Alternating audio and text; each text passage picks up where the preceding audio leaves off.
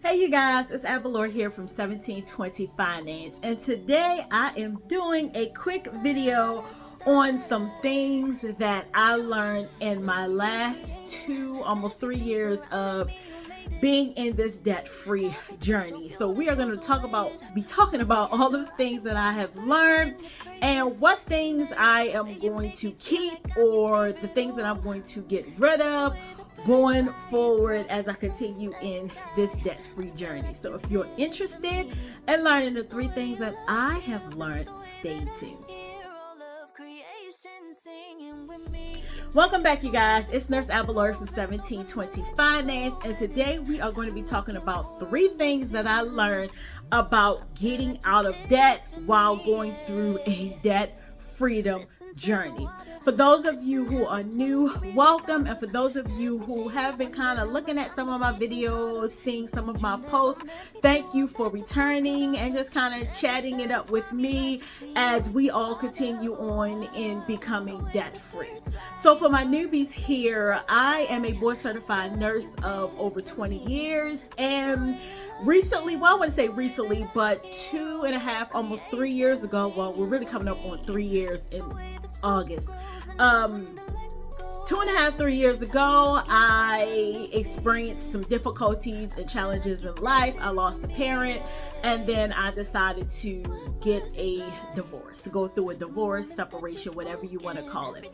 And so for the last 2 years, I have been deep in my journey of getting out of debt or becoming as debt free as possible for me. Everybody has their own definition of what debt freedom looks like, what debt freedom means to them personally, but for me, debt freedom is simply me having no debts other than my mortgage and of course these dreaded student loans. And so that is what currently right now I feel like debt freedom is to me. It just means having those 2 debts and nothing else. So as we get started, and I alluded to before, I'm a board certified nurse of over 20 years. To be exact, I'm going into year 26.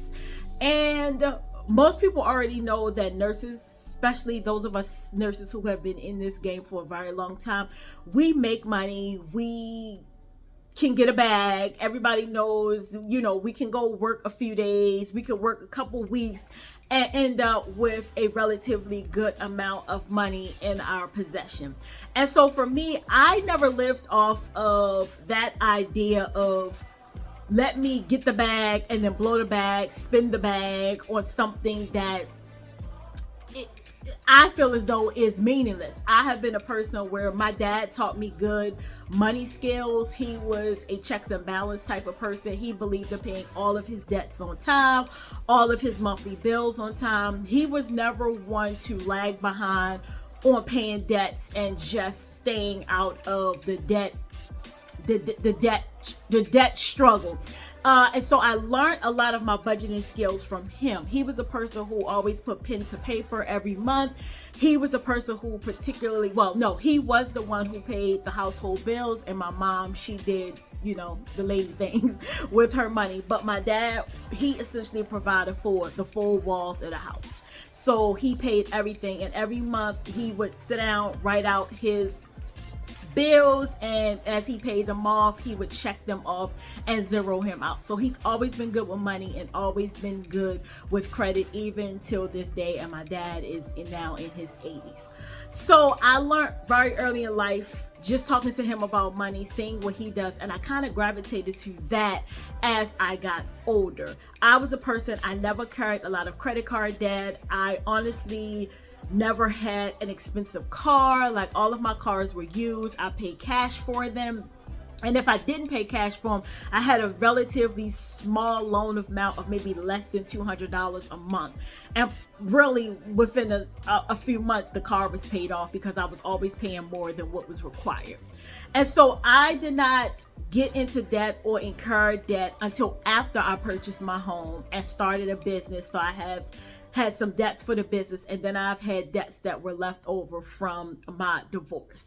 And now included in those debts is, I have a kid in college now, so I have to just make sure that Anything extra, I do have things set aside to help pay for his schooling. But again, schooling has gotten way more expensive, and so we're rationing out what we have just to make sure that he can get through college, and he has literally 2 years left.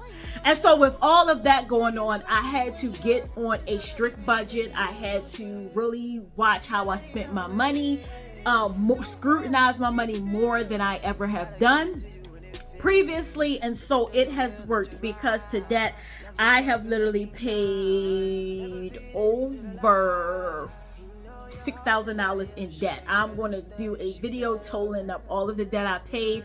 I just paid a $1,400 debt towards like car stuff. So it was like tolls, and it was taxes, and it was just things that needed to be paid. I had to register my car, like, just for lack of other words, it was just money that should not have accumulated the way that it did. But the way that it did, I was now responsible for handling the debt. I handled it. So phase 1 is done, is over, and I will tag that video down in the show notes for you guys to take a look at. But today, while I'm rambling and getting off topic, we are going to be talking about the 3 things that I learned. I have my notes here on my other phone. 3 things that I learned about getting out of debt. And we're going to go over these 3 right now. The thing that I learned, number 1, is ordering food. I absolutely despise cooking. Cooking is not my thing. I do cook because, of course, I have to survive.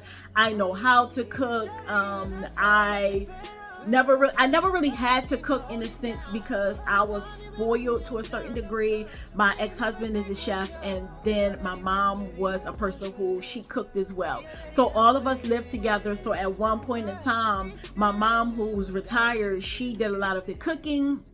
And then my ex-husband, on the weekends, he would do his share amount of cooking, or he would do Sunday dinner, or some variation, some between the two of them. One of them was always in the kitchen cooking. So I never really had to cook.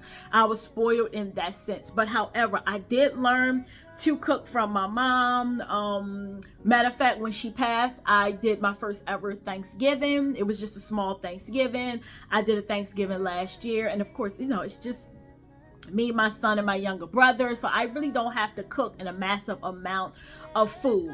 But because currently, while I'm going through my debt-free journey, I am working, honestly, you guys, 3 jobs. And I'll get to that another day, why I have 3 jobs. But long story short, I went back to my previous employer who I was with when my mom passed away. I took a leave of absence, so I just went back to them. And my other 2 jobs are a part-time job and a PRN job. Those 2 jobs I had while I was on a hiatus, doing, you know, grieving with just everything in life was thrown at me. But my previous employer, who I had been with for 10 years, they contacted me and asked me would I be interested in returning back in some form of capacity. And so I didn't go back as a case manager. I work as an infusion nurse or IV therapy nurse. But I digress. Anyway, between those 2 jobs and just constantly picking up hours, because I am heavily in my debt freedom journey, I work a lot. And again, cooking is not my thing. I'm not by any means a culinarian. I don't study food. I can do, you know, stuff to, you know, meal prep for the week and breakfast, lunch, dinner. And so right now, it's just us here, and so I don't have to cook large amounts, and honestly I don't have the time to cook. And I'm gonna be really honest with you guys, I don't get enjoyment out of cooking. Cooking is not my thing. It's not my passion. It's not something I look forward to. Right now in my life, I view cooking as a necessary chore, a necessary evil, because you need food to sustain. Of course, I cook a lot more now because things are more expensive, delivery fees on top of delivery fees, and where you're eating out 4 or 5 times a week and you're buying food for 2 to 3 people, it can be very costly. And so I don't order out as much as I used to. I stick to a meal plan. I try to plan my meals out for the week so that I can have what I have through the week, and I can take that to work with me, or I can have that in the house. ordering food has been, it's a convenience thing for me. It's to be honest with you, it's a lazy thing because I just don't like to cook. And I live with two boys who neither one of them like to cook. Well, my younger brother, he likes to cook, so he'll cook. My son he's always been an on-the-go kid. He's played sports, so he's always on the go. He's always used to eating out. Yes, we do eat home cooked meals, but again, cooking is just not something that I enjoy. And so what I did was I started just looking at different recipes, making my own foods, doing my meal prep, and that's just how we've been going along. But when I go back and I look at my overall receipts and how much I spent on delivery fees just in a week, it was astronomical that I was spending upwards of over $100, $200 a week in just food delivery. Excuse me. And what I think about that is insane, because that money could have been put towards the debt, and I could have probably been a little bit further than where I am. Excuse me. I could have probably been a little bit further in my debt freedom journey had I not been spending excuse me, you guys. So back, you guys, I could have been putting that money upwards of spending over $100 every week or every other week. I could have put that towards a debt, and the debt could have been paid off. So the thing number one that I learned in this debt freedom journey is to grocery shop, meal prep, and it saves you a lot of money. The second thing that I learned, you guys, is there is really no such thing as having extra money. Because my budget is very tightly confined, once I get money in, it typically is gone the next day because I like to pay my bills early. And so typically if I get paid on a Thursday or Friday, I'm typically paying my bills the next day. So within 2 or 3 days, I now have a large amount of money has gone out at one particular time. If I happen to see, oh, I have X amount of dollars left over, then that makes me want to go out here and buy and spend on things that I probably really do not need. However, I am getting better with any extra money that I have left over. I am putting that towards things that I need in my home, things that I want to do in my home. I've been in my home for 8 years. I bought my home. I had my home built. So I've been the only person living here in terms of owning a home and buying a home. And so I have been taking that money, any extra money, and I have been putting that towards maintenance of my home, fixing things up, things that I would like to have in my home. And so there is really no extra money. I do live on a zero-based budget. That means after every debt has been paid, I should have zero money in my bank account. The only thing extra that's really not extra would be my sinking funds or my savings money. And so a lot of us think once we pay our bills and we may have an extra $50, $100, $200 left, that's a free game for you to go out and spend the money any way or anyhow that you choose. When you're getting out of debt, there really is no extra money. Every dollar, every cent needs to be accounted for, because if not, you'll fall back in the habit of buying things that you really don't need, buying things that you really you don't need. That's all the way to put it. And so when I see extra money in my account, I actually take that extra money and I put it into towards my 401k or in my high yield savings. Because I feel like if it sits there in my account, I know for me, I'm going to want to spend it on something that I really probably don't need. But again, I am getting better with knowing that extra money truly isn't extra money. It's just a buffer that I've had, and that I need to take that money and I need to give it a job. I need to put it someplace so that it could work for me and not against me. And so that's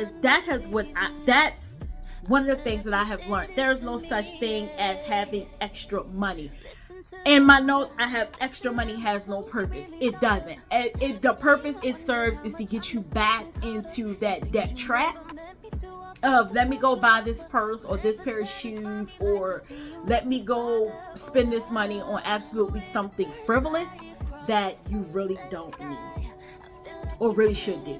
The third thing that I've learned about getting out of debt is always have a debt plan.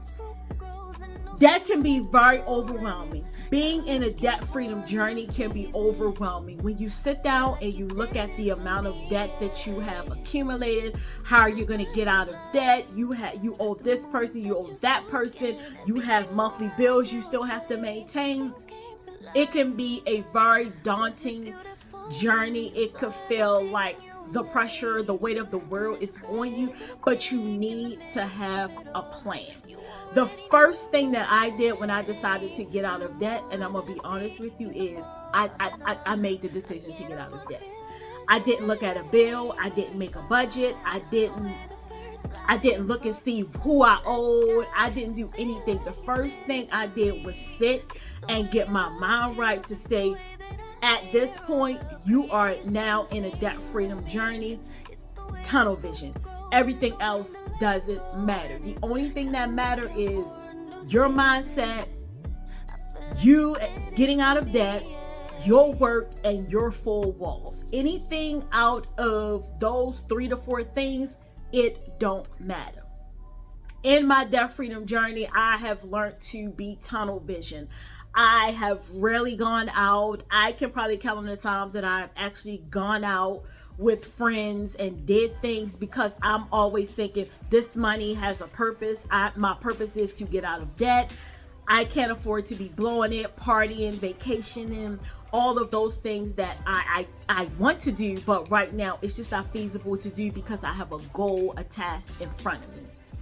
And so my first thing that I did in my debt freedom journey plan was to put the blinders on, get my mindset right, prepare to work extra hours and gain any type of additional income. Then the second thing that I did was I looked at every single bill that I own, every single thing that I needed to pay, and I wrote it down. Those were the first 2 steps that have led me into paying over, I'm going to say right now, I think the last big total was $4,000 and something, and that was back in like the end of December, the beginning of January. And then this past June, I should say, I paid off $1,400 in the other phase of my debt. So I say all this to say, you have to start with the plan.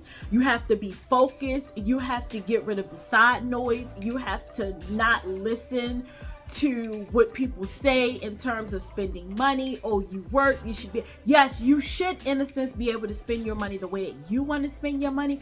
However, when you're getting out of debt, you just simply should not do it. I don't want to say you can't do it, but it's not a wise thing to do.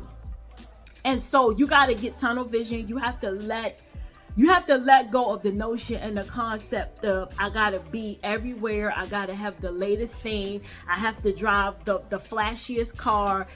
You have to get out of the mindset of I gotta be everywhere all the time, all the places, in the latest fashion, the latest whip. Like, you have to really get focused.